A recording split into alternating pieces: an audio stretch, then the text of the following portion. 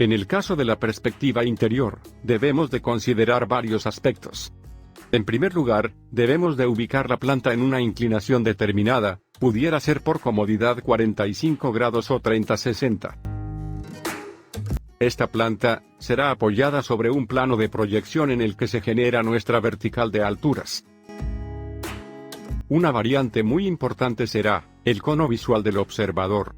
En este caso, el observador estará a una distancia muy próxima, por lo que se requiere abrir el cono visual al extremo de provocar una distorsión en la perspectiva. Esta distorsión es natural, pues el objetivo será lograr un mayor campo de observación a pesar de esta. El ángulo aplicado será de 60 grados y será simulado por nuestra escuadra. Este ángulo nos servirá para ubicar nuestro observador de la siguiente manera. Desfasaremos nuestra escuadra de 60 grados hasta obtener el espacio requerido en la observación de este interior. Una vez determinado o cubierto el espacio, ubicamos a nuestro observador en esta posición. Posteriormente, determinamos en función de este observador, la localización de los puntos de fuga 1 y 2.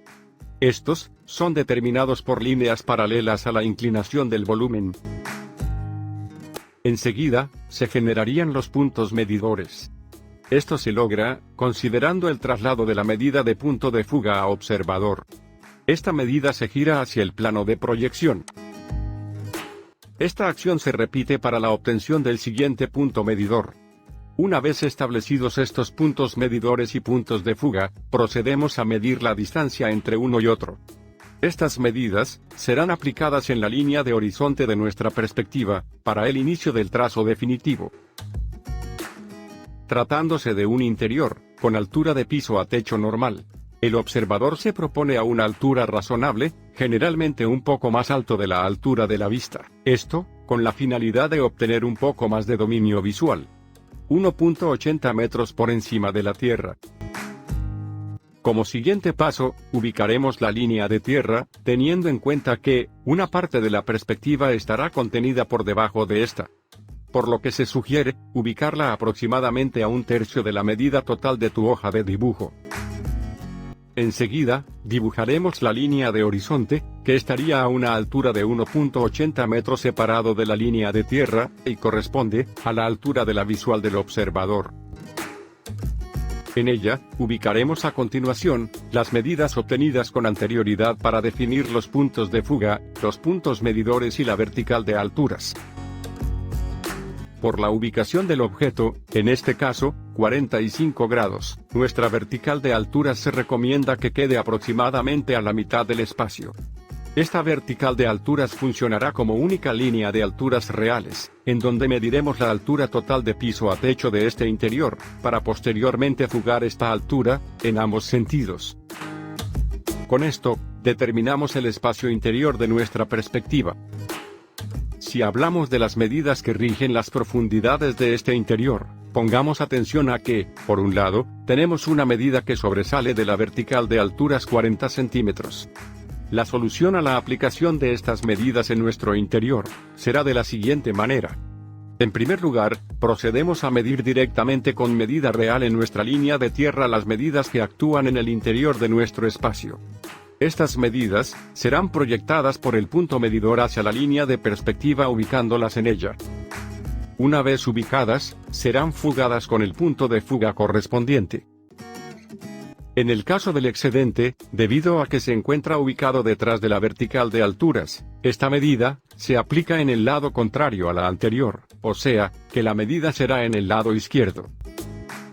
Esta medida será jalada por el punto medidor y ubicada en la línea de perspectiva, para posteriormente fugarla con el punto de fuga y obtener así una profundidad más, fuera de nuestro espacio interior.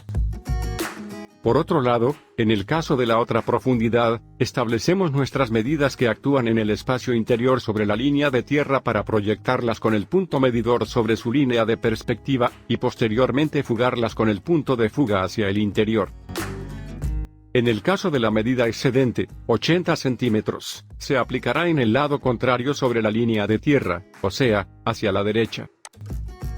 Esta será jalada por el punto medidor hasta la línea de perspectiva en donde se ubicará esta medida, para luego ser fugada con el punto de fuga y obtener en este otro lado, una profundidad más, fuera de nuestro espacio interior. Enseguida continuamos con nuestro trazo en la perspectiva interior, en donde ubicaremos las profundidades de esta sobre las líneas de perspectiva. Para iniciar, procedemos a medir directamente en nuestra línea de tierra las medidas que actúan en el interior de nuestro espacio. Estas medidas serán proyectadas por el punto medidor hacia la línea de perspectiva ubicándolas en ella.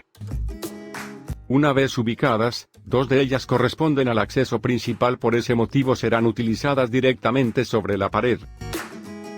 Y la otra medida será fugada con su punto de fuga correspondiente, ya que es parte del dimensionamiento interno. En el caso del excedente, que corresponde a la profundidad de los nichos, 40 centímetros.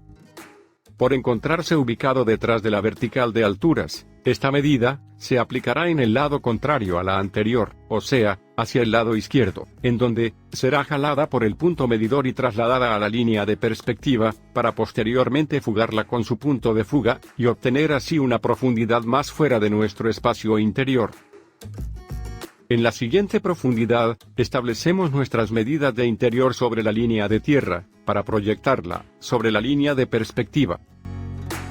Una vez ubicadas serán fugadas con su punto de fuga correspondiente, formando parte del dimensionamiento interior. En el caso del excedente, 80 centímetros, que corresponde a la profundidad del acceso principal, por encontrarse ubicado detrás de la vertical de alturas, esta medida se aplicará en el lado contrario a la anterior, o sea, hacia el lado derecho, en donde será jalada por el punto medidor y trasladada a la línea de perspectiva, para posteriormente fugarla con su punto de fuga, y obtener así una profundidad más fuera de nuestro espacio interior.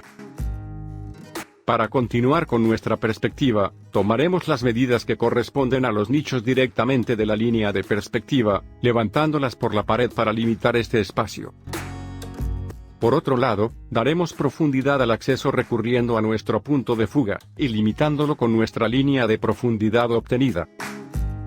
Ya con esto, podemos definir el lado derecho de nuestra representación, para continuar posteriormente con el lado izquierdo.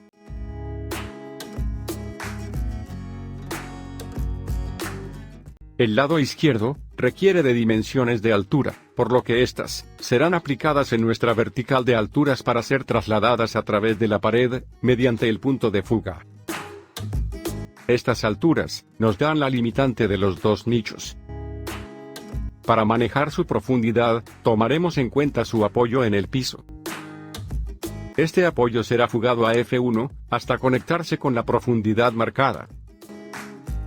Esta subirá verticalmente para limitar la profundidad de los nichos, que se harán mediante trazos al punto de fuga 1. Este trazo continuará auxiliado con el punto de fuga 2 para concretar el espacio. El siguiente nicho, de igual manera, apoyados en el piso, proyectaremos su profundidad, lanzando proyección hacia el punto de fuga 1, hasta conectarse en la línea de profundidad. Subiremos verticalmente, para limitar la profundidad de los nichos mediante trazos al punto de fuga 1. De igual manera que el anterior, este trazo continuará auxiliado con el punto de fuga 2 para completar el espacio. Nuestro siguiente paso es determinar tres arremetimientos que se encuentran en función de esta altura. Levantando sus medidas del piso verticalmente sobre la pared, podemos definir su ubicación. Para establecer visualmente una profundidad, podemos a ojo establecer una fuga que me dé una sensación proporcionada. Conectaremos con fuga 1 hasta golpear esta línea, y finalmente completamos el trazo auxiliados con fuga 2. A continuación, levantaremos la altura del mueble, en este caso, coincide con la altura del antepecho del nicho, por lo tanto, nuestra fuga será el auxiliar para obtener este dimensionamiento. Trasladamos medidas auxiliados con nuestros puntos de fuga. Completamos algunos detalles que pueden ser proyectados a ojo, detalles como grosor de elementos. Enseguida, proyectando la altura real y en perspectiva del respaldo, manejaremos un espesor a ojo.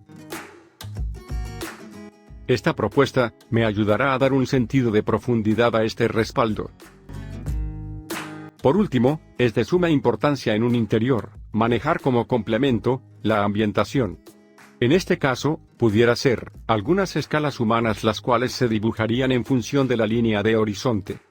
Esta se encuentra a una altura de 1.80, por lo que, la escala se ubicaría ligeramente por debajo de esta línea pensando en que la escala medirá en promedio 1.70 metros. Complementando los nichos, pudiera ser mediante macetones o alguna escultura. Tendríamos también, una ambientación exterior, que se ve, a través del acceso.